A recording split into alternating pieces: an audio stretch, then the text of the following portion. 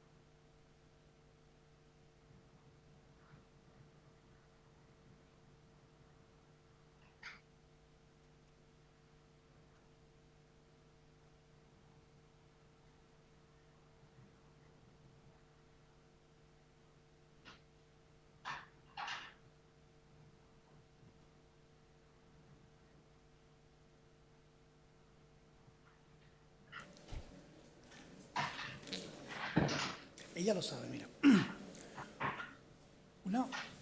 Repite una vez, por favor. Ya lo diré yo. ¿Sabes cuál es la conexión para ver esto en YouTube? ¿Puedes dar la información? Ok. Gracias.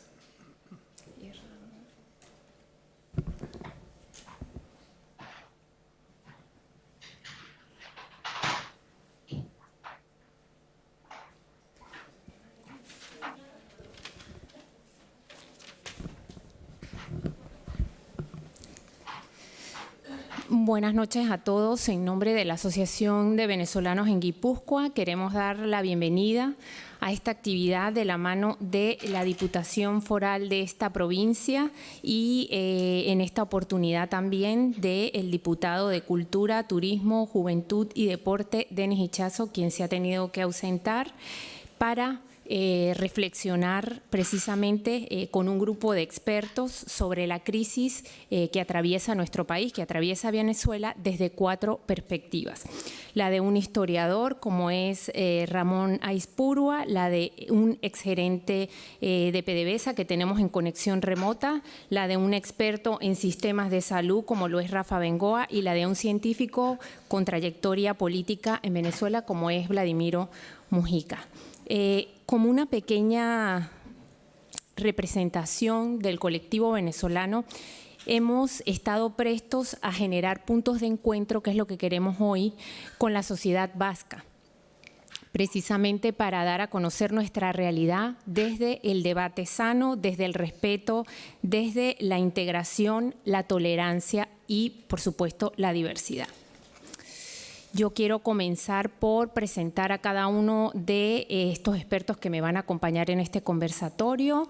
Empiezo por Rafa Bengoa, nacido en Caracas, doctor en Medicina y Cirugía por la Universidad del País Vasco, máster en Salud Comunitaria y Gestión por la Universidad de Londres en Inglaterra, experto en salud pública, defensor de la sanidad pública universal, considerado uno de los artífices de Oxaquidexa, exconsejero de Sanidad y Consumo en la novena legislatura del Gobierno vasco y en el ámbito internacional ha trabajado 14 años en la Organización Mundial de la Salud, donde ocupó hasta 2006 la Dirección de Sistemas de Salud. En 2013 asesoró a la Secretaría de Estado de los Estados Unidos en la reforma sanitaria y actualmente es codirector del Instituto de Salud y Estrategia C-Health. En medio tenemos a Vladimiro Mujica Hernández, químico teórico y profesor jubilado de la Universidad Central de Venezuela, doctorado en la Universidad de Uppsala, uno de los directores del Consejo Nacional de Investigaciones Científicas y Tecnológicas CONICIT en el año 2003 en Venezuela, premio Lorenzo Mendoza Fleury de Ciencia en Venezuela en el año 2001 y es profesor visitante del Donostia International Physics Center. En el ámbito de las organizaciones de la sociedad civil, su participación ha sido activa en la defensa de la democracia y la libertad, tanto en los Estados Unidos, entre ellos cabe mencionar Demos of Americas, Casa Venezuela, Arizona, el Instituto Latinoamericano de Democracia Sin Frontera y el Consejo Exterior de Venezuela Libre, que es una iniciativa a la cual esta asociación también se ha plegado. Y es también columnista del diario venezolano Tal Cual y de varios medios digitales como el Noticiero Digital, entre otros. Finalmente tenemos a Ramón Aispurua al final de la mesa.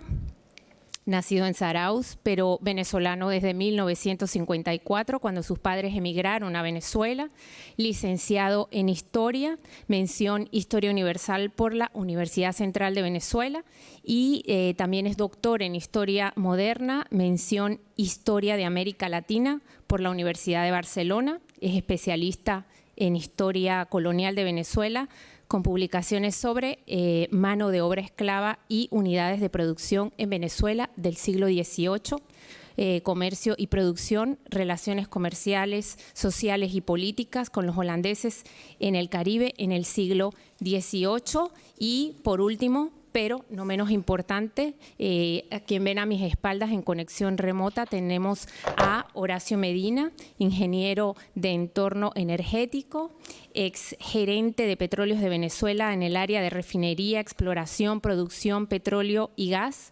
presidente del sindicato Unapetrol, consultor y del sector energético de la empresa Everis en Barcelona, España, técnico en consolidación en la multinacional del sector energético Robert Walters de España y bueno, en el área de las organizaciones de la sociedad civil también es miembro, como Vladimiro Mujica, de, por ejemplo, de la Mesa de la Unidad en Miami y miembro activo que comparte con Vladimiro de Casa Venezuela, Arizona y Demos of America.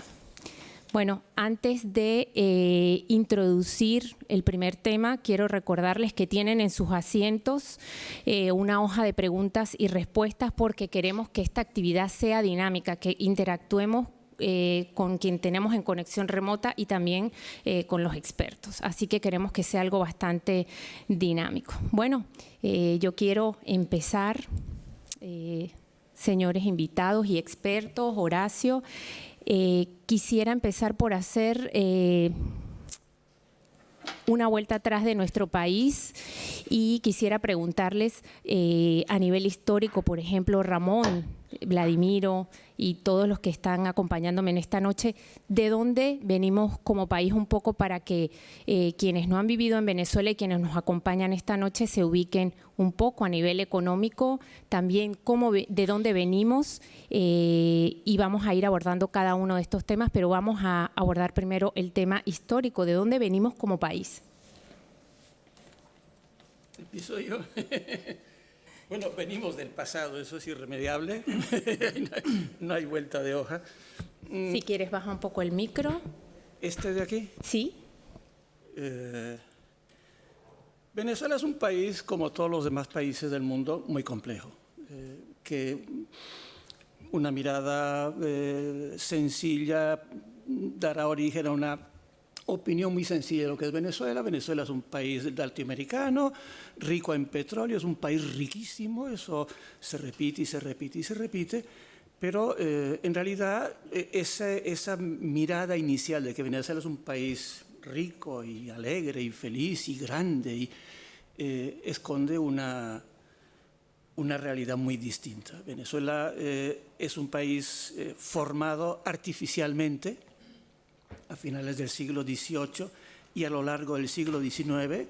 Es la conjunción de 6, 7, 8 provincias que dependían de unidades administrativas del Imperio Español o de la corona española distintas, y Venezuela al final lo que es la integración de una Venezuela andina, de una Venezuela llanera, de una Venezuela neogranadina, de una Venezuela costera, de una Venezuela vinculada con distintos espacios dominados por otros imperios, sean franceses, sean holandeses, sean ingleses. Y entonces, de entrada, Venezuela es un país marcadamente complejo, que a finales del siglo XVIII se integra e integra en sí mismo poblaciones de tipo muy diverso. A diferencia de casi todos los demás países hispanoamericanos y, en general, coloniales o descolonizados del mundo americano, Venezuela es, por definición, un país mixto. Ustedes van a Cuba y en Cuba tienen, no quiero que el término negro se entienda peyorativamente, ni mucho menos, es como le decimos los historiadores de mi época, ahora le dicen afroamericanos, es un país de negros y blancos. Ustedes van a Martinica, y Martinica, que es colonia francesa, o era colonia francesa, sigue siendo dependencia francesa, es un país de negros y algunos blancos. Ustedes van a Barbados, que era colonia británica, y Barbados era una colonia de negros, muchos, 90%, y algunos blanquitos. Van a Perú, y en Perú ustedes consiguen una comunidad en la que hay población indígena, población blanca y población negra. Pero no hay población mestiza. Evidentemente hay mestizaje, pero Venezuela es por definición, y en algo se parece a algunas zonas de Cuba y algunas zonas de Santo Domingo, República Dominicana, es un país fundamentalmente mestizo. Hay población negra que pervive como negra en la zona de Barlovento, en la zona del sur del lago Maracaibo. Hay población blanca que fundamentalmente es hija de los emigrados del siglo XIX. Hay población indígena de la que no sabemos absolutamente nada, salvo los casos curiosos de las zonas del Amazonas y de la Orinoquia, y el resto de la población es mestiza. Cualquier venezolano es hijo de blanco, negro e indio. Tendrá sangre blanca portuguesa, sangre blanca venezolana, sangre blanca alemana, tendrá negros de Mina, negros de Nigeria, negros de Mozambique, será hijo de indios andinos, será hijo de indios de la costa, pero es fundamentalmente un país mestizo. El problema es que el Estado, la nación venezolana, no se construyó alrededor de ese mestizaje, se construyó alrededor de un país manejado, pensado, creado, construido de la élite blanca, cuyas raíces eran evidentemente norteamericanas, ideológicas, norteamericanas, francesas y españolas, y a partir de esa élite blanca es que se construyeron todas las instituciones del Estado venezolano. Ese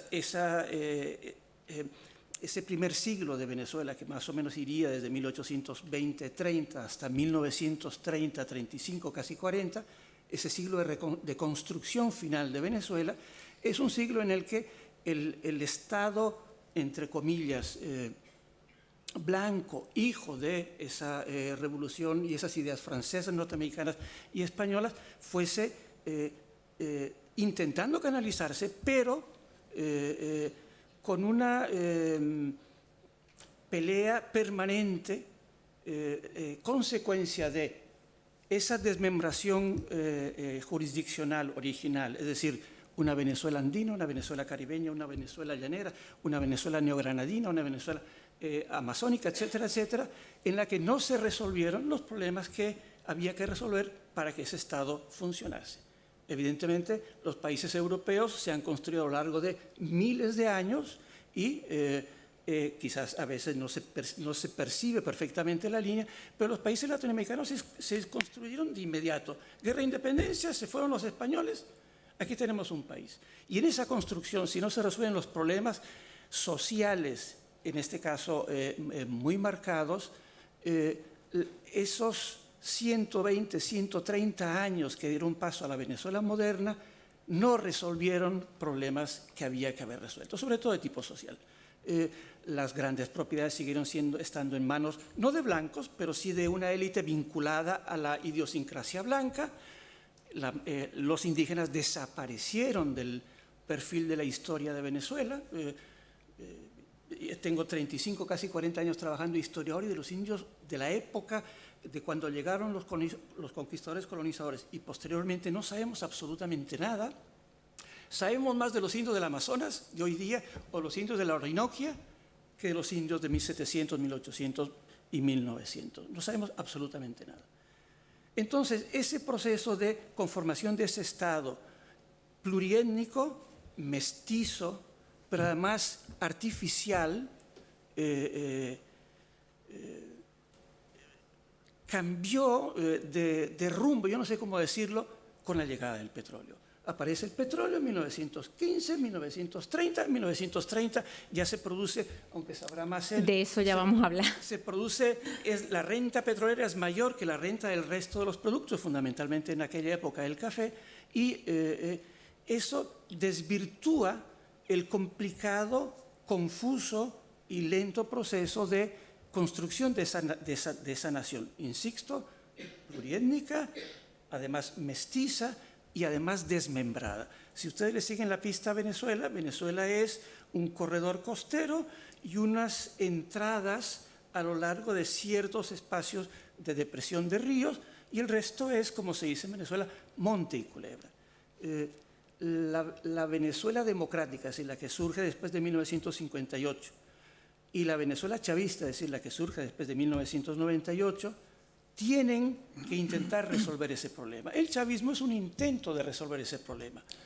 Yo no quiero entrar a calificar ahorita qué tipo de resultados, lo hablaremos supongo que a lo largo del comentario, pero la Venezuela que tenemos hoy día es una Venezuela no articulada, no organizada, no hermanada, mestiza, infinitamente más mestiza que todos los demás países de América Latina, ni comparar, pero además desquiciada por la llegada del petróleo. El resto de los países no tuvieron, quizás un poco Argentina con el ganado, etcétera, no tuvieron el boom del petróleo, pero Venezuela con el boom del petróleo, todas esas complicaciones y imperfecciones del Estado venezolano se potencian. Entonces terminamos llegando a lo que tenemos hoy día, una caja de Pandora. Tenemos muchísimas gracias. Tenemos, como dijimos, en conexión remota a Horacio Medina. Horacio, bienvenido una vez más. Quería comenzar por preguntarte a nivel económico. Ramón ya tocó este tema, el tema petrolero. Siempre Venezuela, para los que no conocen nuestro país, ha sido un país que ha vivido de la renta petrolera. ¿De dónde venimos como país a nivel económico? Bueno, primero que nada, muy buenas noches allá, muy buenas tardes por acá y un verdadero placer estar con ustedes. Muchas gracias por la invitación. Bueno, yo comenzaría por decir, para no irnos más atrás, digamos el año 1914, cuando se da por sentado el inicio de la actividad petrolera en el país. Obviamente, y lo decía Ramón allí hace un minuto, era una Venezuela rural, era una Venezuela que vivía básicamente de la siembra, de los ganados. Y la llegada del petróleo irrumpe de una manera, pero avasallante, y convierte lo que era una economía rural a una economía urbana. Muchísima gente comienza a trasladarse a las grandes ciudades, o a las que se convirtieron en grandes ciudades en el país, y comienza pues esa indigestión. Porque yo no creo que la culpabilidad sea, o la culpa sea de la renta. Yo creo que la renta podría bien ser una bendición, haber sido a través de la historia una bendición. Sin embargo, el rentismo sobre el cual se ha basado los diferentes gobiernos y administraciones que ha tenido el país han terminado por perjudicar de una manera importantísima todo lo que ha sido Venezuela, todo lo que ha sido su economía. Y eso lo podemos ver desde la época de cuando se inicia el petróleo con Gómez. Luego hay un intento importante porque esto comience a normalizarse, a regularizarse luego de López Contreras, cuando Isaías Medina Angarita y se hace allí la ley del 41, la ley de hidrocarburos del 41, y comienzan pues a industrializarse además la producción con las refinerías en el país. Sin embargo, sucumbe nuevamente ante la renta. Cuando llega Marcos Pérez Jiménez, pues definitivamente allí se exacerba, y todo lo que se hizo durante esos primeros años fue en función de la renta petrolera, y el país poco a poco se fue transformando en un país monoproductor, dependiente absolutamente del petróleo. Lo vemos también en los gobiernos, quizás donde el desarrollo social de Venezuela fue el más importante, el crecimiento más importante del país, que ocurre entre los años 60 y los años 70, en los gobiernos de Rómulo Betancourt, en el gobierno de Raúl León y el primer gobierno de Rafael Caldera. Y lo podemos ver además cuando la fundación de la OPEP es producto de una idea mancomunada entre Venezuela e Irak. Esto marca también un rumbo distinto. Ahora, ¿dónde comienza a cambiar el país? Toda esta explotación petrolera se venía haciendo con empresas transnacionales, que eran las que estaban en Venezuela. La producción llegó a ser por encima de los 3,5 millones de barriles en un momento determinado, y cuando llega el año 70 con Rafael Caldera en el gobierno, comienza a sonar por allí, primero, lo que tenía que ver la reversión, y segundo, la ley de nacionalización del gas, de los hidrocarburos gaseosos. Y esto comienza a intranquilizar a muchas compañías. La producción, ellos previendo que esto iba a ocurrir, el proceso de reversión, o sea, no más concesiones, y que definitivamente esto iba a revertir en un momento determinado, a principios de los 80, las empresas comenzaron a dejar de invertir y a tratar de explotar lo máximo que podían explotar dentro de lo que estaba establecido en la ley, pero sin hacer ningún tipo de apuestas de futuro, porque ya se iban a ir.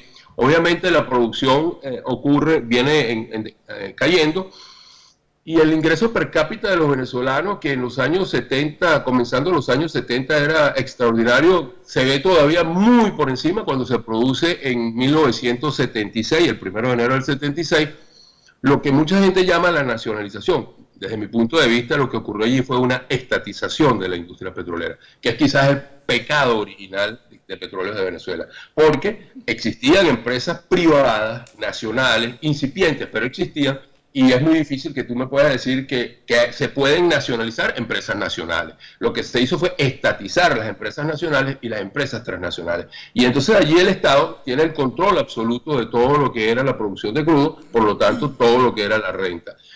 Coincide además, para que esta indigestión sea peor todavía y comience a desvirtuarse totalmente lo que es la sociedad venezolana, con el aumento de los precios del crudo, que en 78 aproximadamente, tuvieron un precio altísimo que superaba cualquier pronóstico que se podía haber hecho. Y luego, en el año 80, cuando ya entra en el gobierno Luis Herrera Campín, ocurre un nuevo aumento, todo esto producto de los bloqueos que se hicieron desde la OPEP, de todo lo que los Estados Unidos tomaron medidas, y esto definitivamente fue un elemento vital, porque nadie se ocupó de lo que sucedería cuando los precios del crudo cayeran. Y eso lo pudimos ver ya saliendo el gobierno de Luis Herrera Campín, muchos de ustedes lo recordarán, el Viernes Negro, el 18 de febrero, y luego con la llegada de Jaime Lucinchi al país, pues definitivamente los ingresos eran muy pocos.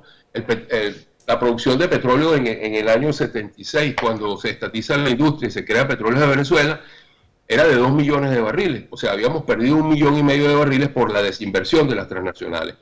De esos 2 millones de barriles, para poder llegar a los 3.450.000 barriles que hicimos en el 98, pues pasaron todos esos años. Y todos esos años fueron muchos altibajos de sumas y restas. Entonces, en definitiva, lo que quiero decir es que la renta petrolera ha jugado un papel vital en el sentido negativo, pero no por la renta en sí, sino por la forma como se ha abordado la renta, cómo se ha administrado desde el punto de vista de los gobiernos. Mucha gente no quiere recordar que por muchos años los venezolanos no pagábamos impuestos sobre la renta. Aquí todos éramos muy vivos, todos llenábamos facturas, pedíamos otras facturas, y nadie pagaba impuestos. Y nadie se preguntaba tampoco de dónde entonces se hacían carreteras, hospitales, escuelas. Pues por supuesto se hacía todo con los ingresos petroleros. Y nadie se ocupó del desarrollo sistemático de otras áreas importantes que el país necesita. Con la llegada de Hugo Chávez, y aquí voy a terminar esta primera parte, lo que ocurrió aquí fue todavía peor, porque aquí fue, digamos, el extremo total y absoluto.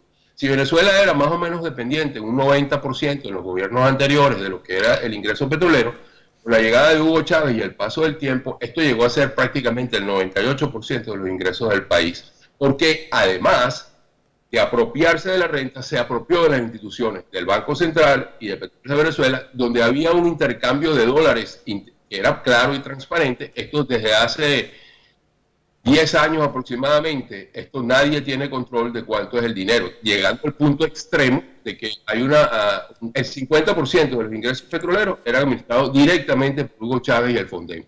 Y entonces el rentismo ocupó el espacio preponderante. Tuvieron además, y recuérdenlo muy bien, el aumento de los precios del crudo hasta el año 2014, que es cuando se produce una caída, y allí comienza entonces otra vez a pedalear la economía, que es mucho peor administrada y mucho peor gerenciada, porque sencillamente sin ningún tipo de gerencia, lleva hasta la situación caótica que tenemos en el momento, que permite pronosticar inflaciones del 10 millones %, cosa que yo, si que me lo puede explicar, se lo agradecería, porque todavía no he podido entender. Muchísimas gracias. Rafael Bengoa, quisiera que nos comentaras en esta primera parte acerca de los sistemas de salud, de dónde venimos como nación, digamos que es tu fuerte, el tema de los sistemas sanitarios. Sí, ya no hay. Ya se ha acabado. No se puede hablar de un sistema sanitario. Solo para hacer una conexión entre lo que está pasando en términos de salud y la historia, que es fundamental. Cuando fue mi aita a Venezuela, cuando se perdió la guerra, cuando se perdió aquí en la guerra civil, se encontró también una Venezuela que coincide con lo que estáis describiendo, ¿no? Una Venezuela con un escenario muy poco desarrollado en relación a otros países de América Latina, no solo en relación a Europa. En ese momento, además, Venezuela se da cuenta de que le pueden venir bien gente de fuera y atrae a 550 médicos, hablo solo de médicos de momento, que también fue mucha gente de enfermería, etcétera. Todos aquí de la República, que ya no se podían quedar por aquí, unos 40 vascos, y por lo tanto la relación ya desde los años 30, sobre todo por la guerra civil, entre Euskadi y Venezuela ha sido constante desde esa época. Ahora está ocurriendo exactamente al revés, es decir, Venezuela no acoge a médicos, obviamente por 1000 razones, y no solo eso, sino que ha echado a 22.000 médicos. Se han marchado 22.000 médicos en los últimos años de Venezuela. Entonces no os quiero ni contar qué quiere decir eso para un país. Imaginaros que de repente se marchen de Osakidetza aquí en Euskadi, se marchen la mitad de los médicos, pues sería difícil mantener el tipo. ¿Cuál es el resultado de eso sobre un país como Venezuela, donde no se tenía resuelto, por la explicación social que se ha dicho antes, no se tenía resuelto todo lo que son lo que se llama la triple carga de enfermedad, que son muchas infecciones, unas muy tradicionales, tropicales, mucho trauma, mucha traumatología, y luego ahora pues las mismas que nosotros, que son las crónicas. Nosotros aquí tenemos mucho de las crónicas por nuestro estilo de vida y el envejecimiento, pero en Venezuela se estaba empezando a controlar las infecciosas, se estaban empezando a controlar todo lo que es la traumatología, y se hubieran quedado, si se hubiera desarrollado los programas estos últimos años, pues obviamente se hubiera mantenido pues ese esfuerzo, esos programas para controlar la malaria, etc. Y ahora os doy dos datos para que veáis un poquito la situación actual. Es decir, uno puede pensar lo que quiere de un gobierno como el actual, pero el impacto sobre la salud ha sido un desastre total. De hecho, no tiene parangón en otras partes del mundo a esa velocidad. Os doy un ejemplo. Sobre todo, obviamente, las personas pobres están porque los ricos más o menos se están arreglando, viniendo aquí. De hecho, hay más y más venezolanos en Euskadi y en otras partes de España siendo tratados de distintas cosas. pero básicamente el 80% de las mujeres, solo uso una enfermedad para que os imagináis, de las mujeres con cáncer de mama llegan con un estadio del cáncer que es demasiado tarde para hacer prácticamente nada. Y eso simplemente es porque no hay un sistema que está en alerta y que no es un sistema que obviamente ni siquiera que detecta los cánceres precoces, pero sino cuando ya empieza a haber un problema, pues tampoco está ahí para atenderlo bien, ¿no?, en términos tecnológicos y curativos. Y entonces, esto es una enfermedad que, como sabéis, aquí se cura el 93% de los cánceres de mama. De las mujeres se curan en Europa y allí se están muriendo. A nivel ya más de población, y no me alargo demasiado porque hay datos y datos y datos, pero un informe que salió la semana pasada en una revista muy importante internacional por la doctora Adriana Tami, que es la autora que se llama Crisis Humanitaria en Venezuela, básicamente dice que resurge la malaria como en ningún sitio del mundo. Entonces, la malaria, como sabéis, se transmite por un mosquito, pues se han parado los programas de detección, se han parado todos los procesos de control de los mosquitos, etcétera. Se cree que el número de casos está entre 700.000 y 1 millón, cosa que no ha habido nunca en Venezuela, 1 millón de casos de malaria. Y ahora es el aumento más rápido de la Tierra en malaria, es decir, peor que el Congo, peor que Nigeria, etcétera, etcétera. Es el aumento más rápido. Entonces, eso obviamente no depende de la población, sino que depende obviamente de que los gobiernos hagan lo que tienen que hacer. Ya vemos que la esperanza de vida está bajando, por ahí va a ser brutal porque no se está vacunando la gente como se está, y vamos a ver esos famosos picos de, como no se ha vacunado, pues va a haber un descenso y unas enfermedades en los niños muy, muy importantes. Y como último comentario, hay como una especie de paradoja porque Maduro aquí le está haciendo bueno a Trump, que en teoría es su enemigo. Los dos están desuniversalizando, Trump porque quiere quitar la equidad que montó Obama en el sistema de salud, y la persona que le odia, que es Maduro, también está desuniversalizando, igual no con un propósito expreso, pero obviamente con la forma de gobernar ahora aquel país se está desuniversalizando la sanidad, los servicios, etcétera. Por lo tanto, hay menos cobertura, menos medicamentos, etcétera. Y sí, pero sí, con una pequeña de optimismo, sí quiero decir eso es la foto, pero es muy interesante saber que eso se puede arreglar más rápido de lo que creemos, porque yo oigo mucho cuando estamos en Venezuela aquí, oigo mucha gente diciendo, no, es que luego el post-chavismo o el post-madurismo, etcétera, va a tardar 10, 15 años para hacer resurgir el país. Pues es posible que se tarde, pero se sabe que se puede ir mucho más rápido que antes. Y, por ejemplo, Obama, en un país riquísimo, consigue tener en 1 año y medio 20 personas cubiertas en el término de salud, 20 millones, con una ley. Como el país seguirá teniendo dinero, pues obviamente se podrá avanzar bastante rápido. Entonces, yo no creo que, por lo menos en el sector salud, si se hacen bien las cosas, cuando se acabe esta fase, este gobierno, yo creo que podremos en 2 o 3 años, entre todos, pegar un salto muy, muy positivo y muy rápido. Vladimiro Mujica, te invito a que nos ilustres un poco de dónde venimos en el ámbito político como nación y que te enfoques también un poco en el tema de la democracia, en el que has tenido varias ponencias también. Bueno, yo primero, antes de comenzar a decir nada, quería nuevamente agradecer a Sovengui, tanto a través de Ana como a través de los otros directivos de la asociación que están sentados acá, por la invitación, y también a la Diputación Foral de Guipúzcoa por esta organización. Es de verdad un privilegio estar acá en este conversatorio. Bueno, como esto es un conversatorio y Ana nos advirtió que teníamos libertad para, una vez que se formularan las preguntas, empezar a saltar sobre temas. Eso haré.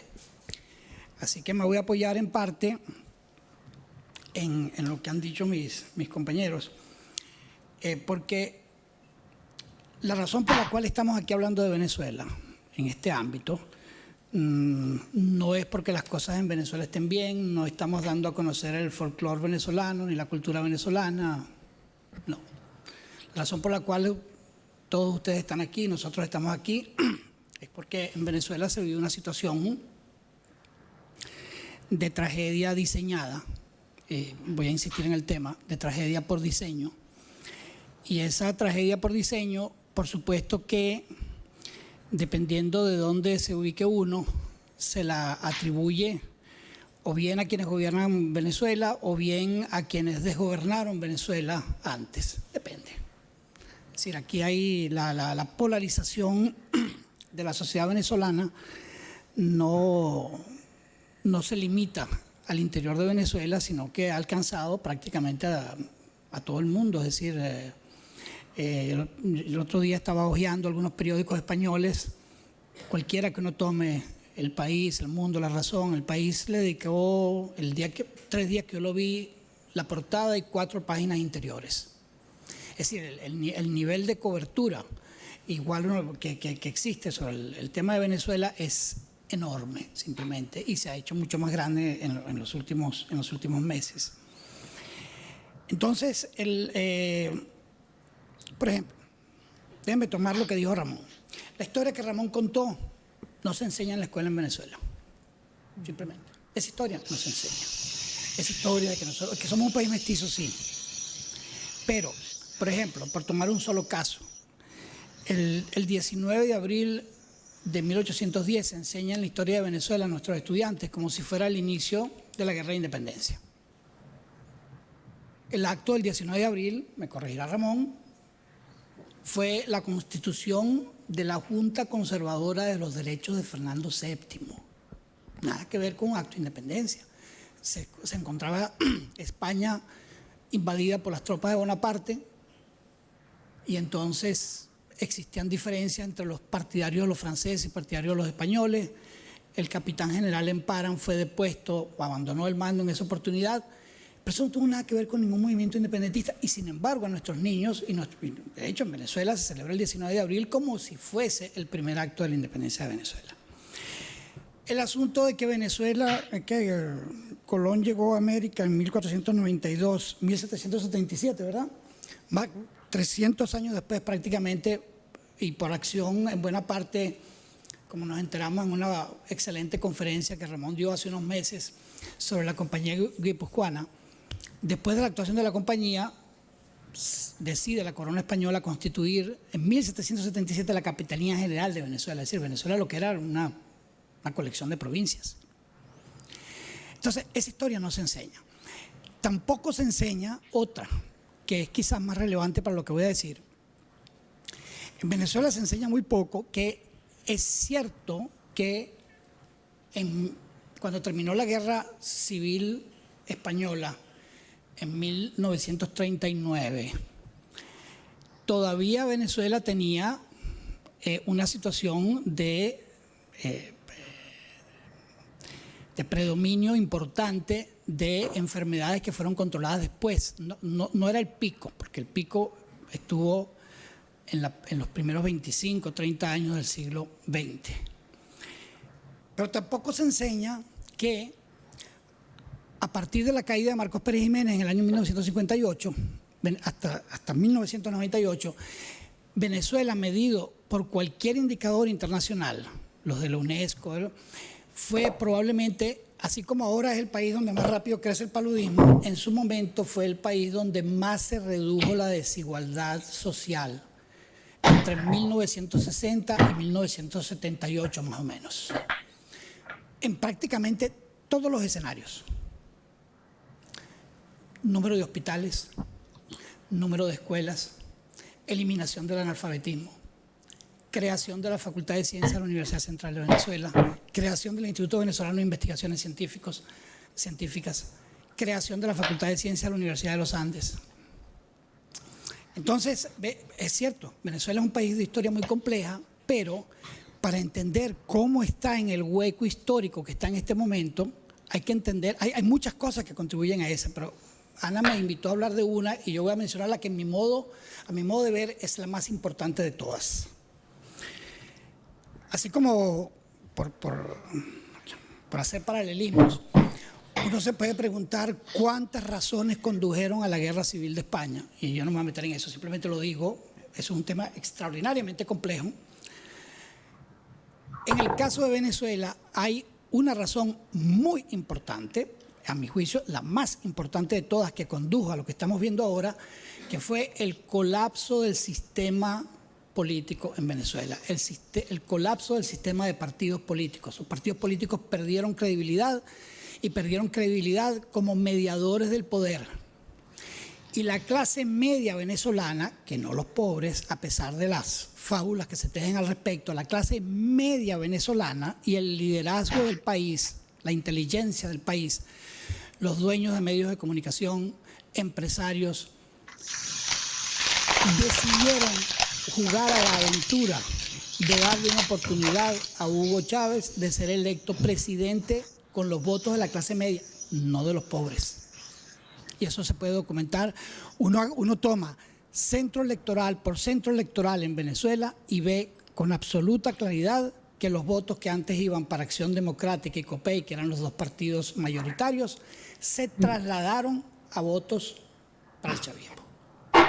Posteriormente se produjo un rearreglo de mayorías en Venezuela, pero es muy importante entender que fue la convicción en la clase media de que el país estaba muy mal, de que no se podía estar peor. Y se los digo, y ahora voy a establecer nuevamente otro paralelismo. A veces uno se sienta en mesa con españoles y tiene que convencerlos de que España no es el peor país del mundo. Y uno se pregunta, caramba.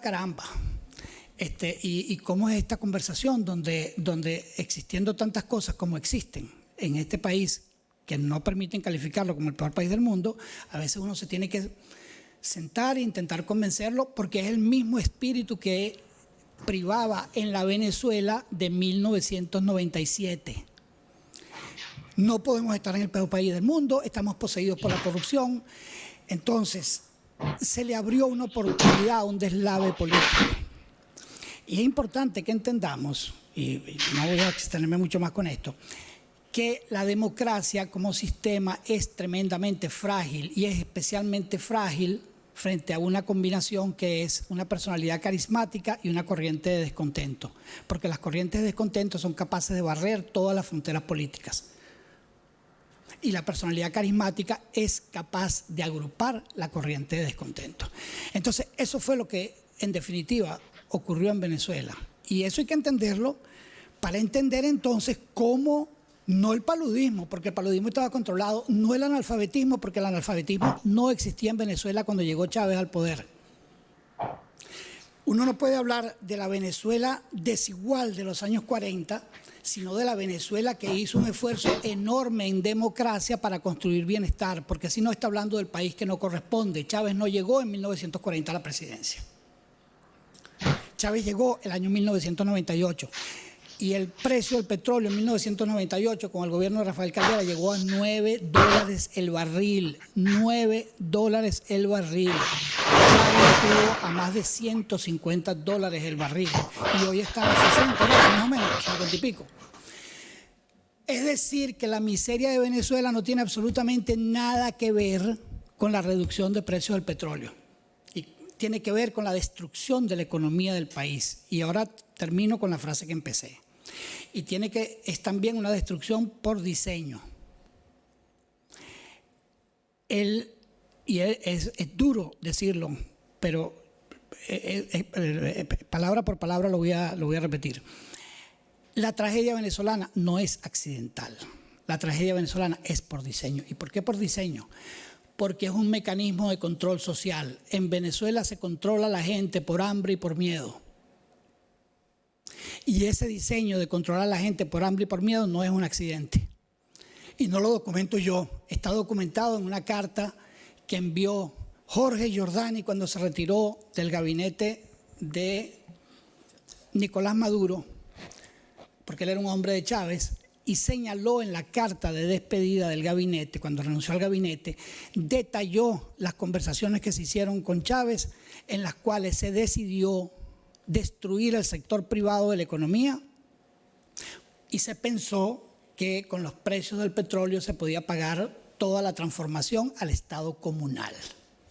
Entonces, si uno no entiende estos hechos modernos, y no me desmarco, simplemente como le dije antes, estoy cabalgando, aprovechando la sabiduría de mis dos compañeros. Si uno no entiende los hechos modernos, entonces puede llegar a conclusiones inadecuadas y puede terminar por concluir que hay algo de justicia social en la acción del chavismo. En la acción del chavismo no hay ningún elemento de justicia social, hay un elemento de aplanamiento del país. Para quienes están familiarizados con el índice Gini, que mide la disparidad, quienes fabricaron ese índice no pensaron que el índice adquiere un valor óptimo cuando uno destruye el país y pone a todo el mundo en el piso. En ese caso no hay desigualdad. Por supuesto, eso uno estaba pensando, cuando quienes lo construyeron estaban construyendo en que no hubiese desigualdad a la sueca o a la finlandesa, no a la venezolana. Hasta ahí, por ahora. Bueno, volvemos con Horacio Medina para hablar de la situación actual. Horacio, desde la nacionalización de la industria petrolera durante el primer mandato de Carlos Andrés Pérez y la creación de Petróleos de Venezuela, el país parecía ir a una cúspide económica que parecía no tener fin. Actualmente, en una entrevista reciente, ha señalado que hay unos 3.000 millones de petróleos de Venezuela que nadie sabe dónde están. ¿Cuál es la situación actual de Petróleos de Venezuela y sus empresas filiales? Bueno, fíjate, primero no eran 3.000 millones, son 300.000 millones de dólares. O sea, yo sé que a mucha gente le suena exagerado el número, pero no es exagerado. Es más, creo que nos quedamos cortos cuando hicimos eso en el año 2016, porque han pasado 3 años. Esos 300.000 millones de dólares, ojo, que no son 300.000 millones de dólares dilapidados o de corrupción, sino que sencillamente no tienen destino conocido. No se sabe dónde están. Obviamente, si uno comienza a ponerse creativo, podría llegar a entender cómo se han financiado diferentes grupos terroristas alrededor del mundo y cómo ese dinero podría estar muy bien en bancos en Hong Kong o en lugares como esos tipos de paraísos fiscales que son por ahora inaccesibles. Pero eso es una realidad. Yo creo que, mira, empatándome un poco con lo que dice Vladimiro, lo que dijo Vladimiro, yo creo que habría que marcarlo desde este punto de vista. 1976, la estatización de la industria marca un punto de partida. Es cierto, pecado original, no hubo nacionalización, porque no se permitió la participación del capital nacional, ni se incentivó que las industrias venezolanas, los venezolanos con su industria, pudieran formar parte de la gran industria de los hidrocarburos. Ese es el primer pecado. El segundo pecado es que se construyó Petróleos de Venezuela tan bien, pero tan bien, que se construyó una empresa del primer mundo en un país que todavía era del tercer mundo. Y eso tenía una separación tremenda, que quienes en su momento asumieron la conducción política del país, y allí comienza, a mi modo de ver las cosas, el deterioro tremendo de lo que es el sistema de los partidos políticos, comenzaron a sembrar en la gente la idea de la caja negra. Eso no lo inventó Hugo Chávez, eso se inventó en los años 80, que PDVSA era una caja negra, que PDVSA no tenía destino conocido, que era un Estado dentro de un Estado, y comenzó a generarse esa visión, así como comenzó a generarse la visión de la antipolítica. Y eso fue prosperando a lo largo de los años 90. Llegando en 1996, en PDVSA se llega a la conclusión de que esta es una empresa que ya había agotado el modelo que tenía y era imprescindible hacer una transformación de su estructura para poder permitir el ingreso del capital privado nuevamente. Viene la política que mucha gente podrá recordar que fue la apertura petrolera y allí comenzó a trabajarse en eso. Lamentablemente esa transformación no terminó por ser lo mejor que era posible, porque PDVSA, de alguna manera, como el holding, se convertía en una suerte de membrana que era casi impermeable para que el mundo político no penetrara en donde estaban las empresas filiales, las que operaban, las que definitivamente hacían el trabajo. Y PDVSA manejaba lo que era el mundo político. Cuando eso termina por no ser así, en 1998, y PDVSA asume el rol de operador, también se rompe esa membrana y abre la puerta para que la penetración política entrara. Obviamente, en el 98, cuando se pone en práctica este proceso de transformación, también se crea un resentimiento interno, porque había que pelearse por un cargo y habían 3 candidatos en cada uno de los cargos. Y eso sembró una suerte de resentimiento importante en los altos niveles de la empresa. Cuando llega Hugo Chávez, en 2 de febrero del 99, allí comienza la destrucción. Porque a Chávez no le interesaba en absoluto Petróleos de Venezuela, le interesaba apropiarse de la renta para financiar su proyecto del siglo XXI. Esa es la realidad absoluta. Y desde el 2 de febrero de 1999 comenzó esa lucha interna en Petróleos de Venezuela. Una lucha que se le facilitó porque ya no estaba la membrana que no permitía la entrada del mundo político y porque además había un resentimiento interno sembrado. Esto, por supuesto, no vamos a entrar en ese nivel de detalle, entra en el año 2002 cuando se toma la decisión de tomar la empresa y se despide en el genocidio laboral más grande que ha ocurrido en la historia de la humanidad. 23.000 trabajadores que son alrededor de 100.000 personas cuando vemos la familia. Y allí comienza entonces la destrucción absoluta y total, no solo de Petróleos de Venezuela, sino de todo el sector de los hidrocarburos, el sector metalmecánico y todos los sectores conexos que estaban alrededor de esa gran empresa. Entonces, el paso del tiempo, y Vladimir hizo un señalamiento, ciertamente, los precios del crudo, cuando Hugo Chávez llega al poder, no solamente eran $9, llegó a $7 por barril, $7 por barril.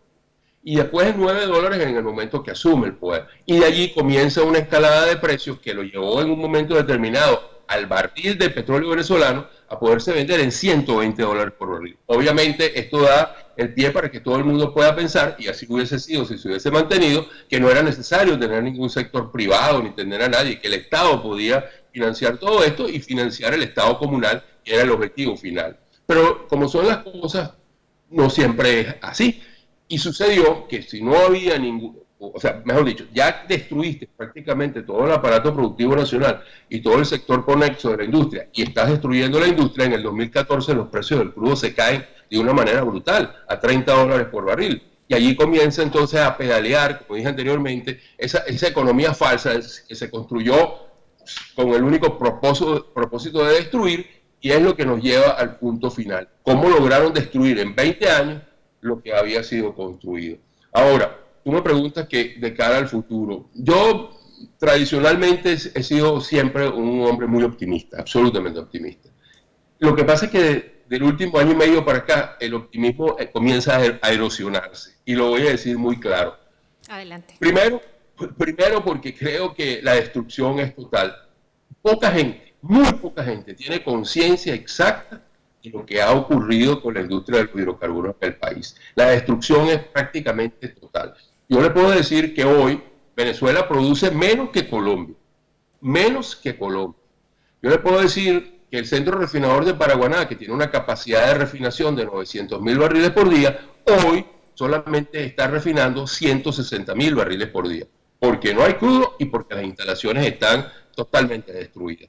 La refinería de Puerto La Cruz no funciona, la refinería del Palito no funciona, la producción, como dije, está por debajo de los 800.000 barriles por día, y no hay ningún tipo de institución. Llegar, como la gente cree que vamos a llegar, y yo me sumo porque yo voy a llegar, cuando vayamos a PDVSA a prestar nuestra colaboración y nuestro servicio para poder reactivar esa industria, vamos a encontrar un cascarón terriblemente destruido, que no hay institucionalidad, totalmente corrompida, y definitivamente eso es un gravísimo problema. Yo he dicho y lo identifico, Petróleos de Venezuela es absolutamente irrecuperable como empresa. El sector de los hidrocarburos en Venezuela se recuperará con toda seguridad. No recuerdo quién de los anteriores, me disculpa, mencionó que creo que el sector salud, que se puede recuperar mucho más rápido de lo que mucha gente cree. Yo sí creo que hay una posibilidad, porque cuando alguien deja de hacer y no hace nada, y lo que hace lo hace mal, cuando alguien llega haciendo y lo hace bien, se ve rápidamente la diferencia. Así que yo creo que de 800.000 barriles pasar a 1,5 millones de barriles nos podrá tomar un par de años. Y ya con 1,5 millones de barriles bien administrado, así supongo, porque en Venezuela no se necesita un cambio de gobierno, no es eso. En Venezuela se necesita un cambio en el modelo político de conducción del país, que implique grandes cambios en la forma como se conduce la economía, la salud, lo social en general. Entonces yo creo que hay que tenerlo muy claro. Volver a producir 3,5 millones de barriles, 20 años, tal vez podría ser un umbral. Yo diría que más o menos en 13 o 14 años se podría hacer, pero ¿es factible hacerlo? El mercado también va a seguir creciendo, cierto, pero también hay muchas otras empresas que tienen mucho mejor crudo, porque la destrucción del país, los crudos que más sufrieron fueron los crudos livianos y medianos, y solo nos quedan productos de crudos muy pesados, con mucho azufre, difíciles de colocar. ¿Podemos encontrar mercado para ello? Yo lo dificulto en ese tiempo. Así que para aquellos que piensen, es importante entender que la industria de los hidrocarburos se puede recuperar, pero que de ninguna manera podrá ser el sustento que fue en un momento determinado. Es imprescindible hacer importantes cambios en otros sectores que se puedan añadir. Turismo, yo siempre estoy basado mucho en la investigación, ahí está Vladimiro que lo puede complementar. Yo creo que Venezuela está en capacidad de crear centros de investigación en Falcón, en Apure, ciudades que definitivamente se dediquen a eso. Y eso es algo que va a producir una renta importante. Y creo que hay que verlo desde otro punto de vista. Yo, como digo, sigo creyendo que se puede recuperar 2,5 millones de barriles a la vuelta de unos 7 o 8 años, podría ser un buen número, y creo que ir más arriba de eso va a ser tremendamente complicado. Rafa Bengoa, bueno, has comentado hace poco que el sector salud se pudiera recuperar, no digamos en el corto plazo, en el mediano o en el largo plazo. Hablamos, por ejemplo, según la encuesta nacional de hospitales del 2018, donde se reflejaba, por ejemplo, el 80% de los hospitales no se encuentra operativo, un 79% de los centros no cuenta en Venezuela con material médico quirúrgico, cosas tan sencillas como catéteres y sondas, 84% no existen, el 80% de las cirugías electivas en los centros han sido suspendidas en los centros inoperativos por no tener capacidad para realizarlas. Tampoco están disponibles, según esta encuesta nacional de hospitales, los rayos X en el 94% de los centros asistenciales. No hay reactivos, por ejemplo, para realizar pruebas especiales como la del VIH, el perfil 20, por ejemplo, el perfil hepático, algo que es muy común aquí. Las salas de emergencia también, según esta encuesta, están operativas un 7,32% y, por ejemplo, las salas pediátricas de niños, solo 7,85% funcionan en su máxima capacidad. ¿Cuál es la situación que nos puedes bosquejar, digamos brevemente, actual? Y los demás también pueden intervenir, y si el público también tiene alguna pregunta pueden ir interactuando, por supuesto. Sobre todo si tenéis una solución, ¿no? Detallito. Así. Bueno, a ver, yo no quiero ni pensar lo que está pasando con el VIH en Venezuela, con el SIDA, porque obviamente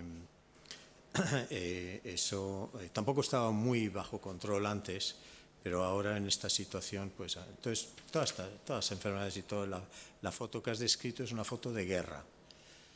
Entonces habrá que hacer un plan, no me atrevo a llamarlo Marshall por de dónde se origina, pero algo así, es posguerra, no solo en salud, sino en muchas cosas. No sé si opináis lo mismo, pero hay que hacer casi lo mismo que en Siria. Yo estoy trabajando en algunas cosas con Médicos Sin Fronteras, y Médicos Sin Fronteras se dedican al momento agudo, ¿no? A atender niños y personas que tienen una necesidad en ese momento. Yo creo que vamos a ver epidemias muy fuertes. El gobierno las va a esconder y las puede esconder porque no las manda a la OMS, no manda la información, y la OMS ya no recibe la información fidedigna de Venezuela.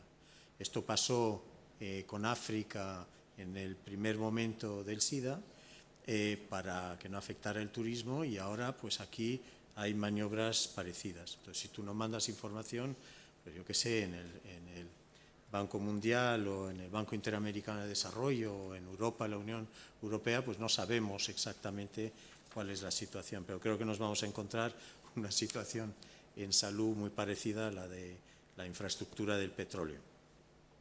¿Eso cómo se hace? Pues sí, con un plan de guerra porque ha habido como una guerra, ¿no? Y yo no sé cuál es la intervención organizada, porque el mundo no tiene un ejemplo parecido, porque los dictadores que yo conozco, que me suenan, no que conozco, y el predilecto nuestro, Franco, hizo algunas cosas para calmar al personal, ¿no? Para calmar la seguridad social. También, Es que estoy en la también el conferencia de Kaiser en Alemania eran dictadores, pero eran algo más listos que estos. Eran algo más listos que estos dictadores actuales. Entonces, me da la sensación de que puede ser verdad que no les preocupa finalmente la población. Que no les preocupa. Entonces, habrá que ver, no sé cuál es vuestra opinión, qué tipo de intervención de músculo hay que hacer a la vuelta de cuando ya cambie el gobierno. Vladimiro y Ramón, ¿cómo un país de posibilidades como Venezuela termina en esta situación de crisis humanitaria?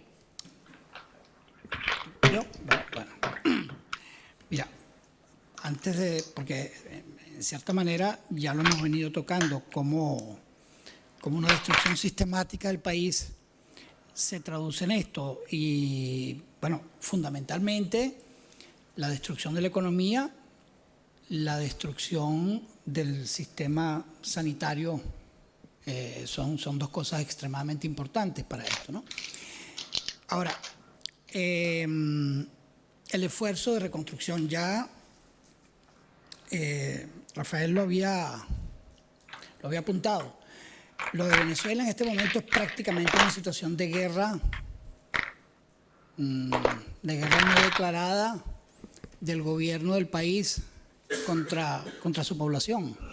Es decir, es un caso extremo de declaración de guerra que, por supuesto, no califica para una guerra civil convencional. Porque ese no es el caso, porque para una guerra civil convencional se requiere que los dos bandos tengan armas comparables, y ese no es el caso de Venezuela. En el caso de Venezuela, las armas están en la Fuerza Armada convencional, la Fuerza Pública, las bandas armadas del chavismo, las milicias, que tienen más o menos un poco menos de la mitad del número de efectivos de la Fuerza Armada Nacional, y luego están en manos de la delincuencia. Es decir, así están repartidas las armas en Venezuela. ¿Qué? Y bueno, por supuesto, eso sin tener en cuenta un elemento muy importante que me está soplando aquí Ramón. En Venezuela, según las declaraciones del secretario general de la Organización de Estados Americanos, hay alrededor de 40.000 efectivos cubanos.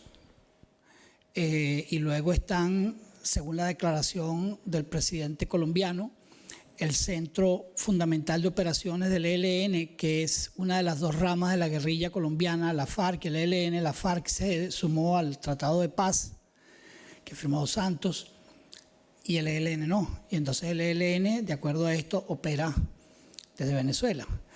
Y eso ha sido... Entonces, bueno, hay una situación extremadamente compleja en que, bueno, nuevamente el escenario de la guerra civil. En la guerra civil ambos tenían armas. En el caso de Venezuela esa no es la situación. Entonces, hay una situación de destrucción digamos, que tiene las armas unilateralmente distribuidas. Ahora, se ha hecho un cálculo, hay un grupo muy importante. Bueno, ahora vamos a hablar de las cosas que se han estado haciendo, porque todo este cuadro no puede salir llorando de aquí, no es el caso.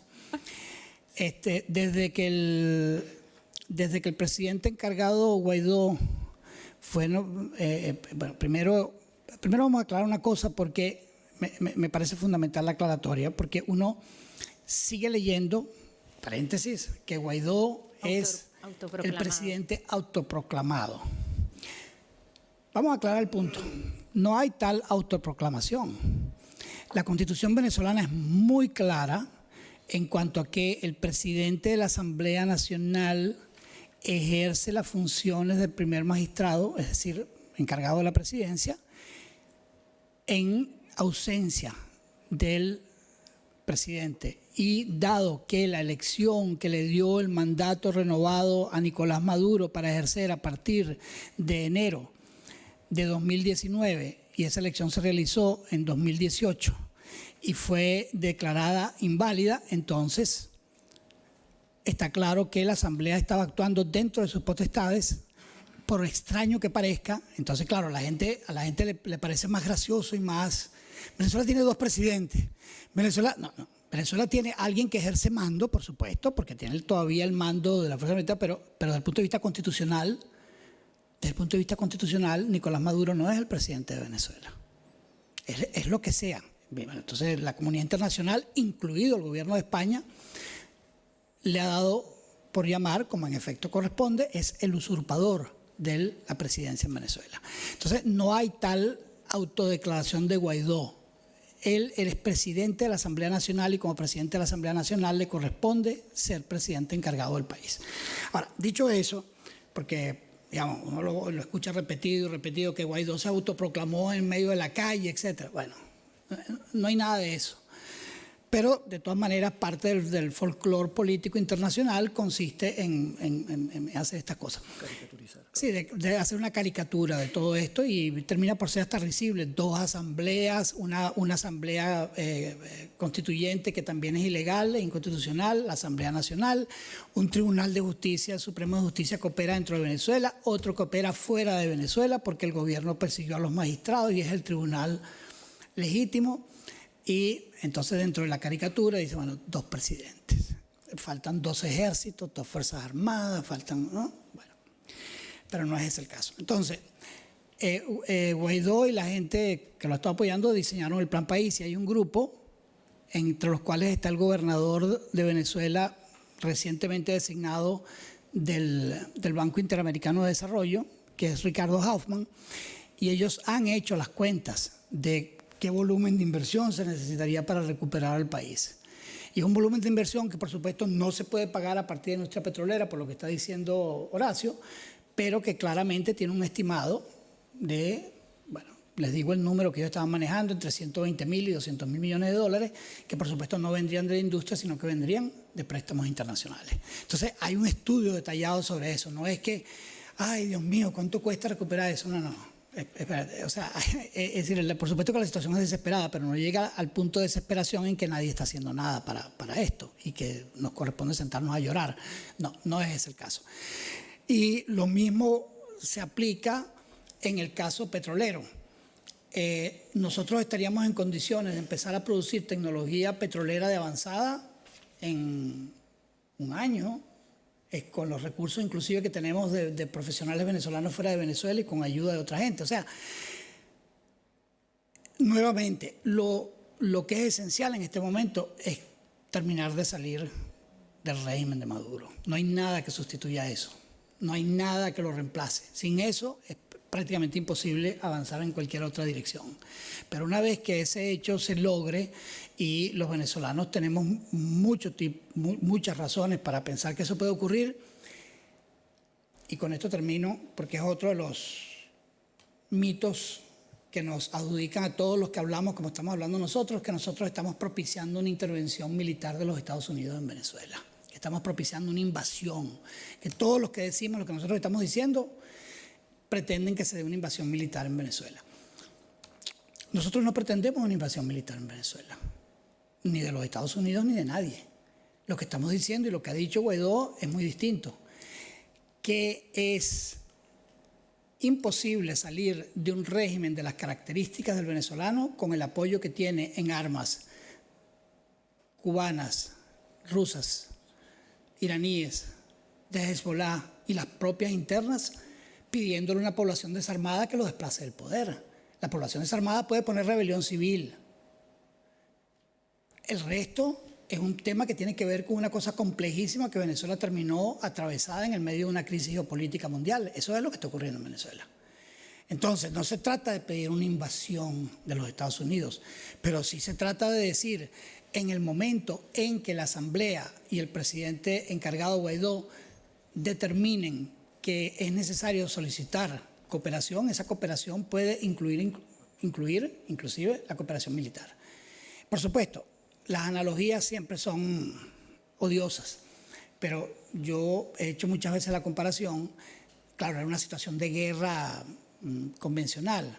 Cuando Francia estaba en la situación que estaba, era imposible que Francia se deshiciera de los nazis por sí sola. Era imposible.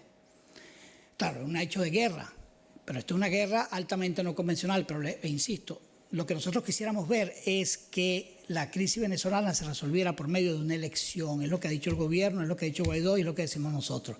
Nosotros queremos que se resuelva por medio de una elección, que se repita o que se haga la elección que fue inconstitucional el año pasado. Eso es lo que nosotros queremos. Pero para llevar ahí al gobierno se necesita un tipo de presión que no es simplemente presión interna, porque no es suficiente para eso. Pero nosotros queremos que se resuelva por la vía de una elección, no por la vía de una invasión. Después de tan doctas opiniones, yo tengo poco que decir, sobre todo porque mi especialidad es el siglo XVIII y la verdad es que no me manejo muy bien, no termino de entender este extraño siglo XX y XXI. Pero sí quería hacer dos acotaciones que ampliarían y complementarían la de, sobre todo la de Bengoa y la de Horacio Medina. Yo veo dos principales problemas para resolver a corto, mediano plazo lo que pasa en Venezuela, una vez que se vaya Maduro, una vez que se vayan los cubanos, que se irán, porque hay dos elementos que no podemos olvidar. Primero, estos 20 años de chavismo y el madurismo es la versión más perversa o superior del chavismo, como el imperialismo y el capitalismo de Lenin. Esa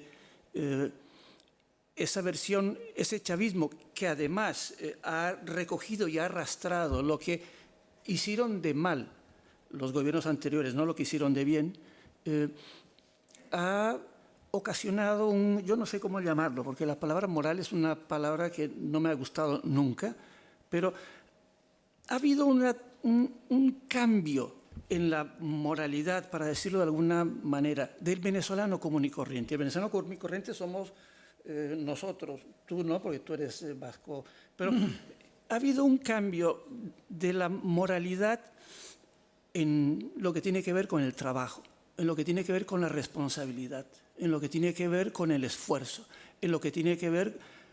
Bueno, solidaridad ha aparecido como no existía antes. Ha desaparecido la que existía antes. Antes a uno se le, ¿cómo se dice aquí? Pinchar un caucho, que no termino de...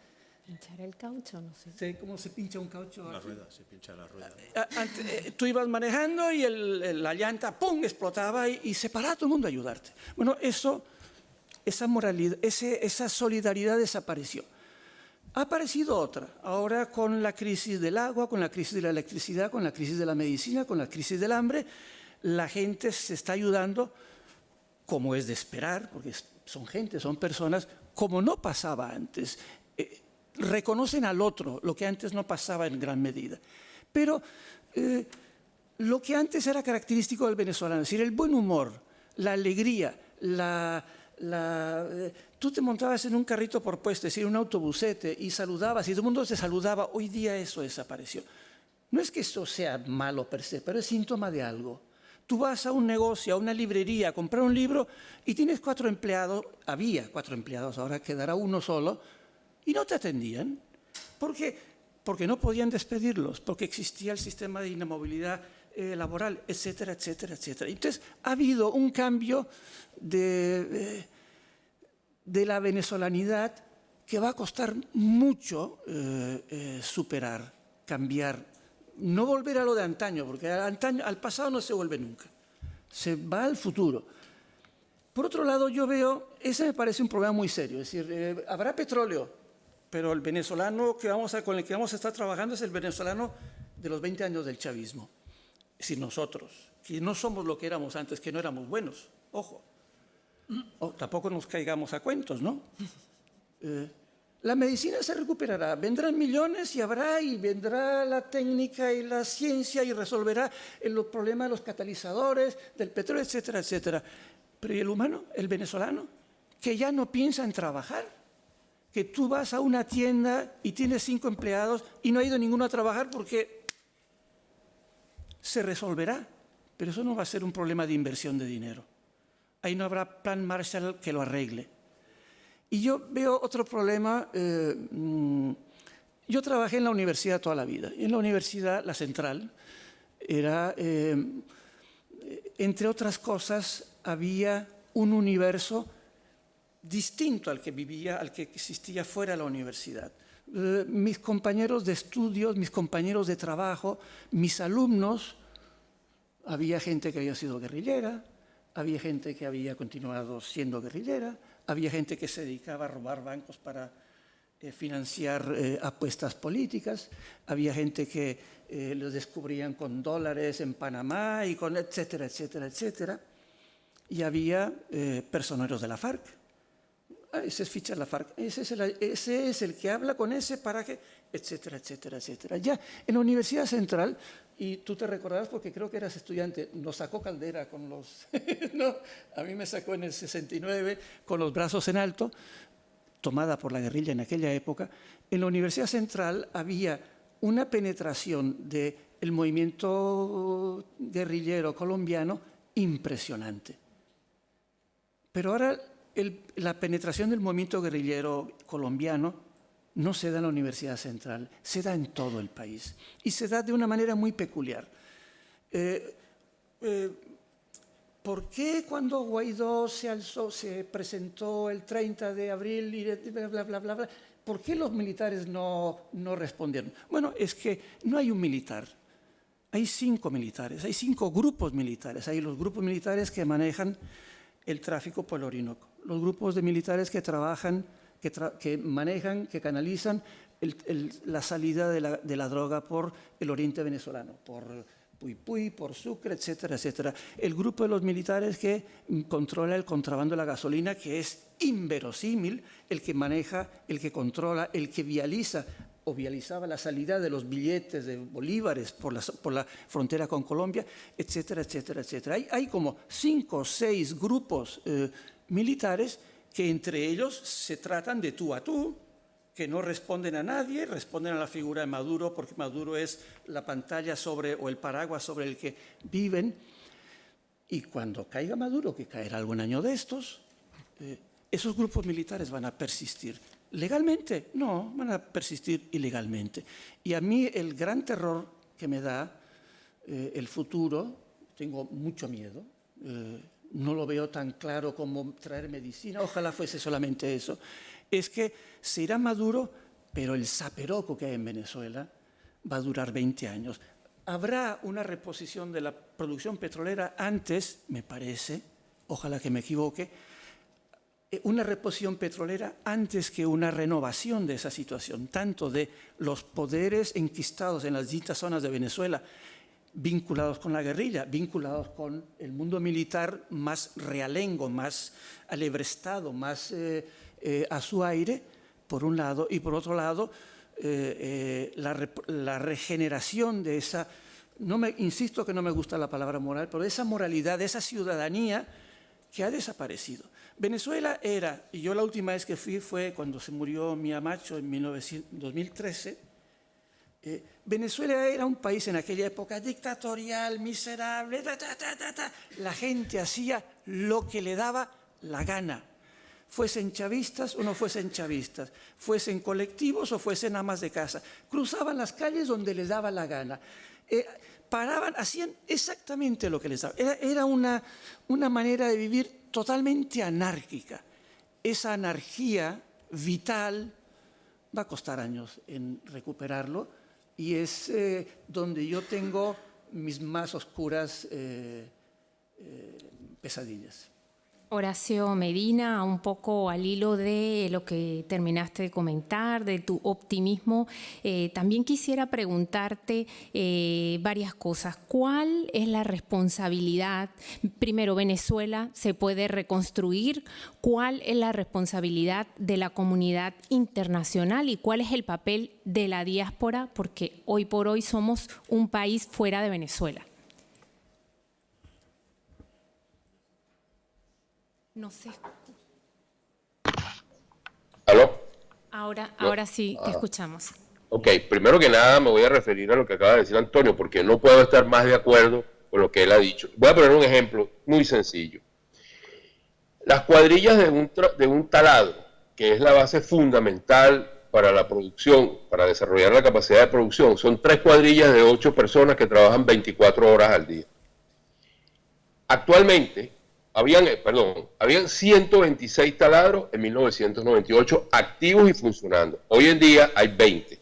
Y de los 20 pierden por lo menos 40% de su tiempo porque las cuadrillas están incompletas, porque no van a trabajar. Y no van a trabajar esos trabajadores porque no hay nada que los obligue a trabajar, por un lado.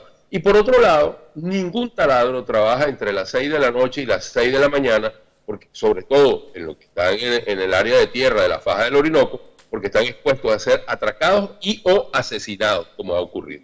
Entonces, realmente es una problemática tremenda, porque además, lo que hay dentro de la industria petrolera, que es un estado de corrupción absoluto y total, de anarquismo total, es una preocupación muy grande. ¿Por qué? Porque quienes estamos afuera, y tú lo dices, diáspora, y que estamos dispuestos a regresar a trabajar a Petróleo de Venezuela, de esos 23.000, alrededor de un 40% han manifestado su decisión de regresar. Pero dentro de ese 40% hay unos pocos cincuentones, habemos muchos sesentones y hay algunos setentones.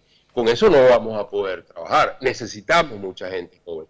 Cierto que en la industria petrolera, como en el país en general, hay muchos jóvenes emprendedores, jóvenes que necesitan una mano, que necesitan una orientación, que necesitan una gerencia que le diga por dónde es, que le diga una preparación. Y yo creo que ese va a ser el problema más grande, no es el dinero. Yo creo que la capacidad de ejecución no va a estar frenada por el dinero, sino por el factor humano. Y yo en eso tengo una plena coincidencia con lo que acaba de decirse y además es una de mis grandes preocupaciones. Ahora bien, como dijo también Vladimiro por allí, no es para que la gente vaya a salir llorando de este acto porque no estamos así. Yo quiero decirle de la manera más responsable que existe un plan a nivel aterrizado, a nivel de cero. No es que está a 5.000 pies ni a 10.000 pies de altura, no, está a nivel cero, donde tenemos exactamente un diagnóstico de todo lo que es la infraestructura. No lo tenemos desde el punto de vista técnico de los yacimientos porque no es posible tenerlo desde ahora. Tenemos un plan para que podamos llegar para los primeros 100 días y para los primeros 180 días. Ese plan existe. Así que la gente tiene que tener esa confianza y esa claridad. Sin embargo, nuevamente, se requiere mucho más que eso. Se requiere que exista una colaboración, por ejemplo, de la Fuerza Armada desde el punto de vista de la seguridad de las instalaciones y del personal que va a estar trabajando dentro de la industria petrolera y dentro de todas las industrias que se van a desarrollar. Se requiere además de esto que exista la comprensión de un país de que esto no se va a resolver de un día para otro. Yo tengo pero terrible, y lo he investigado desde el punto de vista de presidente de Unapetrol, que es la Unión de Trabajadores Petroleros, que es un sindicato profesional, para decirlo más claramente. Pero hemos tenido esos contactos, porque al día siguiente que exista un cambio en el modelo político en Venezuela, al día siguiente van a haber protestas sindicales que desde todo punto de vista están muy bien basadas, porque nadie puede vivir en un país que gane $3 diarios, mensuales, eso no existe. Y entonces van a haber peticiones por reivindicaciones que no van a poder ser cumplidas. Tendremos que afrontar esa situación y para eso se requiere mucha comprensión, se requiere mucha claridad, que yo creo que no es lo que abunda en este momento en el país. Así que pienso que al mismo tiempo que soy optimista, tengo muchas preocupaciones sobre cómo se va a abordar esto desde el punto de vista del factor humano, del factor social.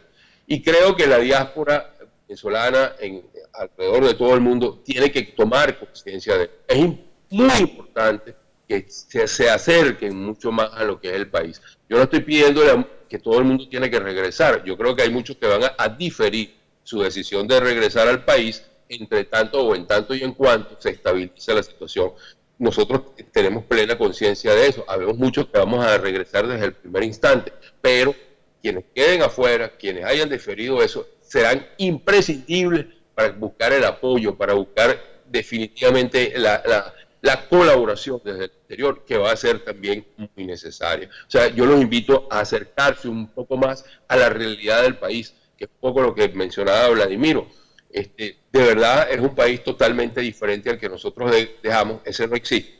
Es un país distinto. Cuando lleguemos nos vamos a sentir extraños, extranjeros en nuestro propio país, porque ese no es el país que vamos a reconocer. Y entonces tenemos que tener una preparación mental también muy importante. Yo les ratifico lo que dije antes. No creo de ninguna manera que el factor dinero va a ser el elemento que va a paralizar el avance en Venezuela. Y hay otra cosa importante que creo que también mencionaron allí tangencialmente. Se impone reconstruir la matriz energética nacional. No hay forma de que un país pueda avanzar cuando en las estaciones de servicio de petróleo de Venezuela se regala la gasolina. La gente le da una propina, un tip al que le echa la gasolina, al bombero, como le decimos nosotros. Pero nadie paga por la gasolina, nadie paga. Entonces, el costo de la gasolina es cero. Cero para el que le echa, pero para el país tiene un altísimo costo porque se compra en el mercado internacional, porque no se produce en el país y sencillamente se regala. Entonces, esa es una situación insostenible desde todo punto de vista y tiene que buscarse una solución, porque para que podamos reactivar el gas, para que pueda el gas entrar, tiene que haber un precio de la gasolina. Hay que decidir qué se va a hacer con la automoción, con el carbón, con las energías alternas. O sea, es una problemática compleja que tendrá que buscársele una solución en el más corto plazo, posible. Reactivar la producción, cierto, pero reactivar por lo menos el centro de refinación de Paraguaná para producir la gasolina y el diésel que requiere el país es imprescindible también. Entonces, son muchos problemas que requieren mucha discusión, que requieren mucho pensamiento y que requieren además una visión diferente de lo que tiene que ser el país. Yo creo que no se trata de rescatar ni de reconstruir, se trata de hacer un nuevo país. Y yo creo que esa es la visión que nosotros debemos tener, la nueva industria de los hidrocarburos dentro de un nuevo país que se llama Venezuela. Bueno, y un poco para ir cerrando el conversatorio y dar paso a las preguntas que supongo deben haber entre nuestros asistentes, Vladimiro, Ramón, Rafa, también Rafael Bengoa. ¿Se puede reconstruir Venezuela? Les hago la misma pregunta que le hice a Horacio Medina, ¿cuál es la responsabilidad de la comunidad internacional y el papel de la diáspora en esta reconstrucción?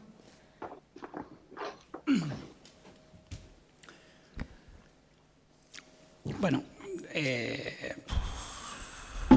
decidir si se puede reconstruir o no Venezuela, yo creo que por supuesto la respuesta a eso es afirmativa, por supuesto que se puede reconstruir. Ahora, ¿cuánto nos va a costar esto en términos de recuperación del país? Bueno, va a ser una experiencia en cierta manera inédita, porque por todas las cosas que se han señalado acá. Y yo pienso, digo, no es lo que apuntaba Ramón en términos de, yo no sé realmente cómo ponerlo, vamos a ponerlo así, la ausencia de cultura democrática y de defensa de la democracia de los venezolanos era y es importante. La ausencia de cultura civil de los venezolanos, de nosotros los venezolanos, era y es importante. O sea, en cierta manera tiene que ver no con la maldición del petróleo, porque eso no tiene ningún sentido. O sea, el petróleo estaba allí, pero sí con un estilo de cultura rentista e irresponsable, y hay que aceptarlo así. O sea, yo creo que inclusive como las aventuras individuales, la única manera de cambiar tu destino es aceptar cómo te metiste en la situación en que estás. Y nosotros en Venezuela no es ahora con el chavismo, es precisamente la Venezuela que trajo el chavismo, aquella que se hizo famosa por la conducta irresponsable nuestra y un poco de la caricatura de los nuevos ricos, los venezolanos que paseaban por todo el mundo comprando gritando, está barato, dame 2.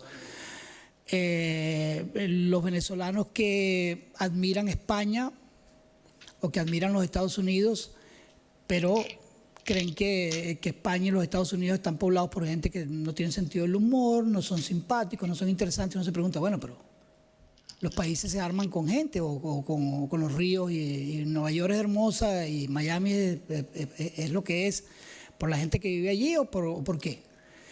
Entonces hay una cultura que hay que cambiarla. Ahora, todo eso que era profundamente negativo se ha exacerbado al infinito con estos 20 años de desgobierno y de destrucción del país. A eso hay que añadirle lo que estaba diciendo Ramón.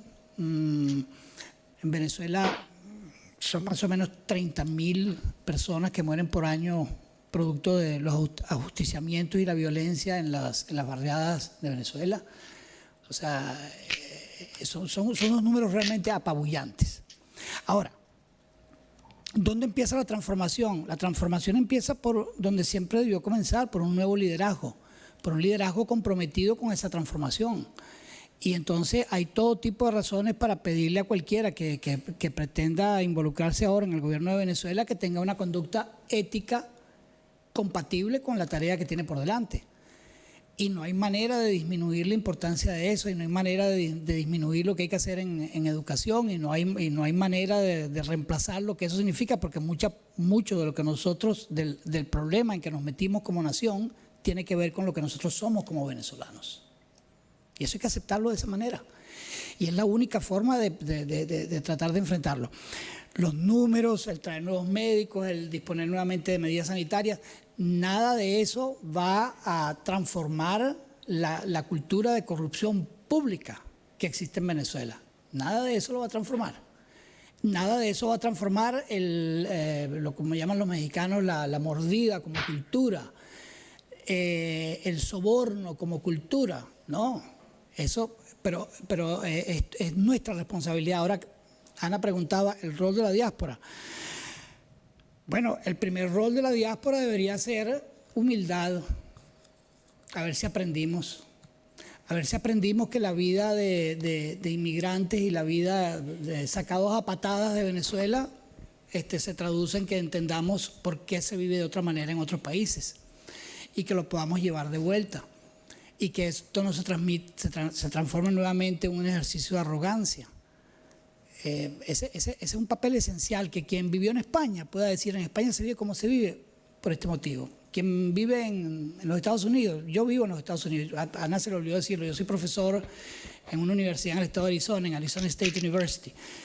Y el otro día alguien me preguntaba, ¿cuál es uno de tus aprendizajes más importantes en tus años afuera? Y yo le digo, bueno, el saber lo que ya yo sabía, que en Venezuela se podía hacer buena ciencia. Cuando yo era profesor en la Universidad Central de Venezuela, en Venezuela se podía hacer buena ciencia, cosa que ahorita la gente dice, ¿en Venezuela se podía hacer qué? Ciencia. En Venezuela se podía hacer buena ciencia. Nosotros teníamos recursos para investigación, teníamos excelentes estudiantes, pero todo eso entró en la debacle. Entonces, hay una parte aquí que no tiene nada que ver con recursos, que es lo que... Nada.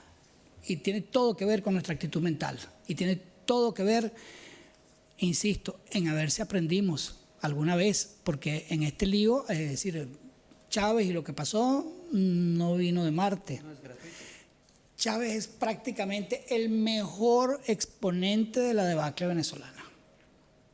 Chávez es el mejor exponente del lado oscuro de los venezolanos, el mejor. No hay ninguno mejor que Chávez. Entonces, eso hay que entenderlo así. No fue por accidente. Yo no sé si se aplica la historia de que los pueblos tienen los gobiernos que se merecen, no lo sé. Lo cierto es que nosotros nos equivocamos profundamente, pero no se equivocó el venezolano de a pie, se equivocó la dirigencia del país. Una buena parte de los que están ahorita diciendo queremos deshacernos de Maduro, en su momento apoyaron a Chávez. No voy a insistir en quiénes son porque la lista es larguísima. Una buena parte de los que están expulsados de Venezuela en su momento, una parte de los que están presos en su momento apoyaron a Chávez. Entonces hay una responsabilidad interna muy importante que no nos las vamos a poder sacar a punta de dinero, ni a punta de cosas antimaláricas, ni a punta de curas contra el cáncer, ni contra el SIDA, ni permítame la expresión, ni un carajo. y que depende todo de nuestra propia transformación interna. Yo quisiera invitar a los asistentes, si tienen preguntas, a que las hagan antes de que, para darle paso a Rafael Bengoa.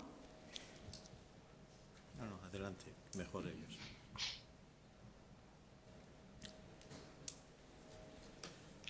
Soluciones, por favor. No, no puede ser que no haya preguntas, por lo menos peleen con nosotros. Porque...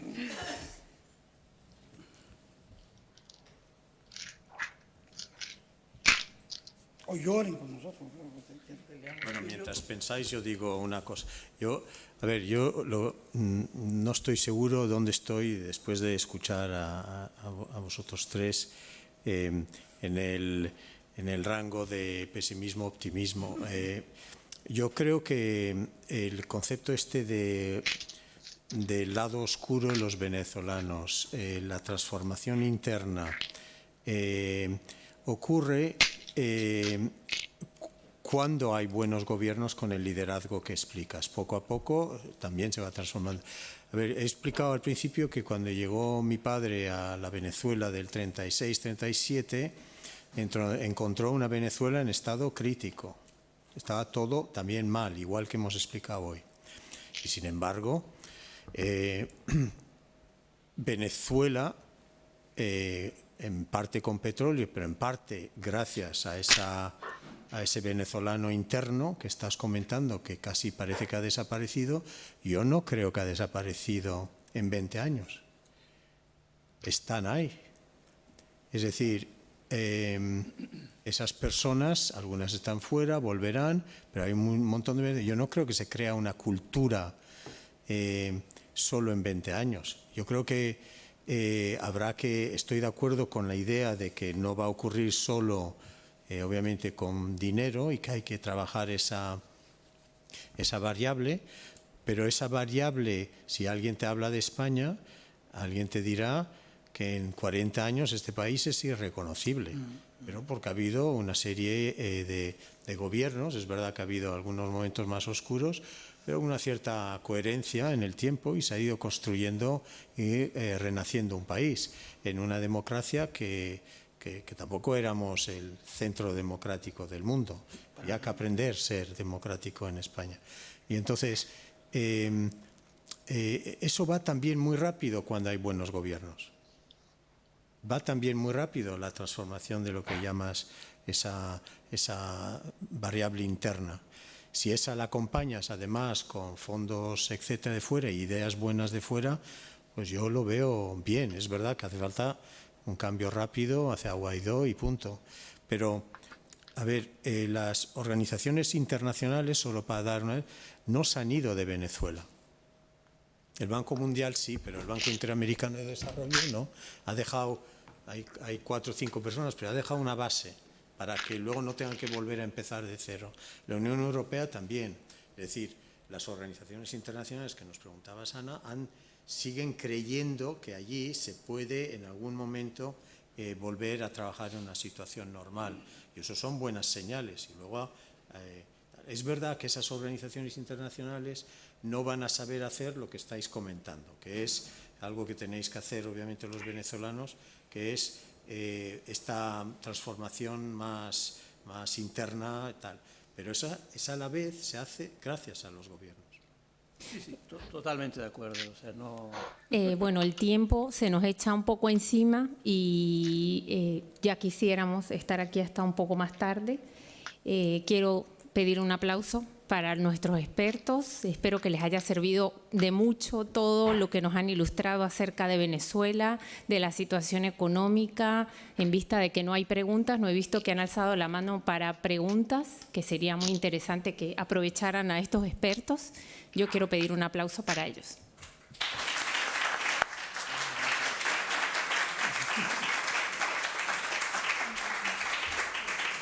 Y también para Horacio Medina, que se va a despedir ahora de nosotros y que está en conexión remota, también quiero pues que le den un aplauso.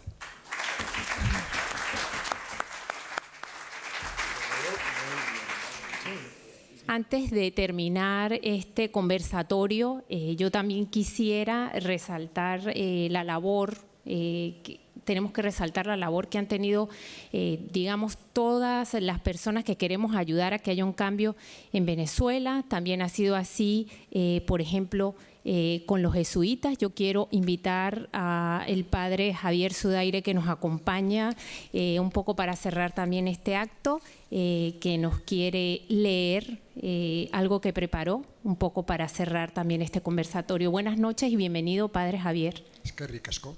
Muchas gracias. Si se me permite, quisiera decir una palabra de recuerdo para Rubalcaba, insigne, me parece a mí, político vasco, con sus luces y sus sombras, como todos tenemos. Yo soy más bien partidario de mirar el lado bueno de las personas, sean quienes sean, incluso de los políticos. También, por supuesto, del clero, que también hoy cae bajo sospecha. Bien. Segunda palabra, quisiera también recordar a un compañero y amigo mío que se llama Luis Ugalde, nacido hace 80 años en Vergara, precisamente, que, bueno, nació hace 80 años, quiero decir que tiene 80 años, y está en Venezuela desde que tenía 20 años. Bueno, no voy a hacer un resumen de su trayectoria, pero los que conocéis el ambiente y sobre todo el mundo de la educación, que si algo un poquito yo insistiría en lo que no se ha dicho con fuerza en esta mesa, es la importancia de la educación, porque estoy muy de acuerdo con los que no creen que la técnica cambia la cultura ni cambia a las personas. Tampoco la educación, bueno, según cómo se entienda y cómo se haga, como todo, no hay nada que sea estrictamente así. Bueno, quiero recordar que el padre Ugalde ha sido 20 años, jesuita vasco, 20 años rector de la Universidad Católica Andrés Bello. Bueno, no voy a contar más cosas, pero simplemente digo que de las muchas cosas que circulan hoy día sobre Venezuela, que habría que saber cuáles son verdaderas y cuáles son falsas, pues el último artículo que yo conozco del padre Ugalde, escrito el 3 de mayo, creo que unas copias se iban a dejar ahí al fondo para si alguien quiere conocerlo. No terminó todavía, pero termino enseguida, que es lo malo de decir esto. Bueno, lo malo de decir, bueno, acabo enseguida, pues luego no es verdad. También quiero recordar que el rector actual de la Universidad Andrés Bello, un venezolano jesuita, el padre Virtuoso, estuvo la semana pasada por el País Vasco, estuvo por Andalucía, estuvo por Cataluña. En esta semana, yo creo que hoy le entendí yo que volvía a Venezuela y algunos nos preguntábamos, ¿le dejarán entrar? Bueno, no lo sé. Pero también solamente digo que estuve en una conferencia que él dio el viernes pasado en Bilbao, el padre Virtuoso, actual rector de Andrés Bello, y los periódicos, algunos, se hicieron eco de la conferencia. Uno, al día siguiente, el sábado pasado, titulaba la entrevista que le hicieron al rector: en Venezuela vivimos permanentemente al borde de la guerra civil. Y otro periódico titulaba la entrevista que le hicieron: el cambio político en Venezuela es irreversible. Bueno, si tenéis ocasión, pues echar un poco una ojeada a la prensa del sábado. Yo estuve en la conferencia, he leído esas dos entrevistas y yo pienso, en mi opinión personal, que, bueno, reflejan bien lo que él también dijo en la conferencia.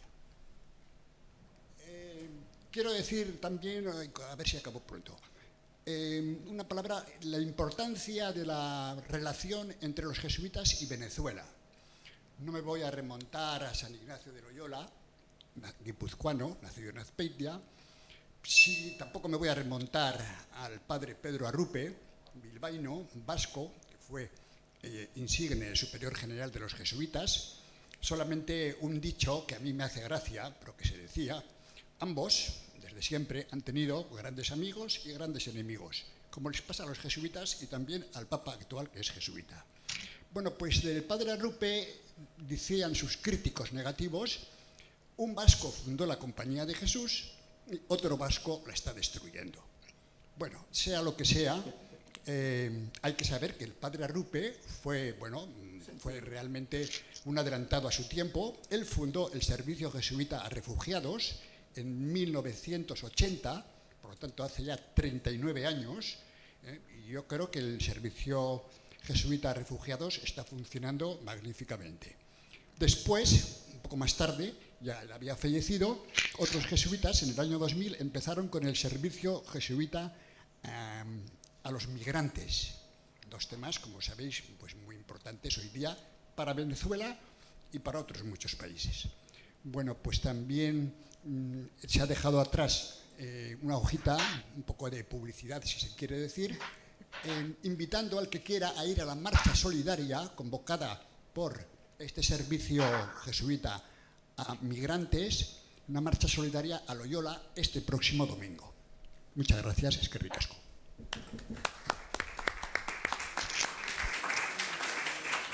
Bueno, en nombre de la Asociación de Venezolanos en Guipúzcoa, queremos agradecer su presencia y también invitarles a que estén pendientes de nuestras actividades. Buenas noches y muchísimas gracias.